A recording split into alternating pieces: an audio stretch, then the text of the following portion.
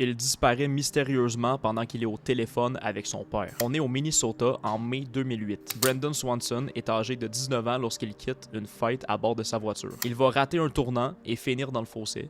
Et heureusement, il n'est pas blessé. Il va alors appeler ses parents pour qu'ils viennent le chercher. Et une fois au téléphone avec son père, il va lui dire qu'il ne sait pas exactement où est-ce qu'il se situe, mais qu'il aperçoit des lumières au loin, probablement celles d'une ville. Il va se diriger vers celle-ci. Il marche vers ces lumières tout en restant au téléphone pendant près de 47 minutes avec son père avant de s'écrier « Oh merde !» et puis la ligne coupe. Ses parents, inquiets, vont contacter les policiers pour qu'ils partent à la recherche de leur fils. Et les policiers vont retrouver la voiture de Brandon à 40 km de l'endroit estimé où ils pensaient que Brandon se trouvait au départ. Sur les lieux, il n'y a ni sang, ni traces de lutte, absolument aucun indice qui pourrait nous permettre de comprendre ce qui est arrivé à Brandon.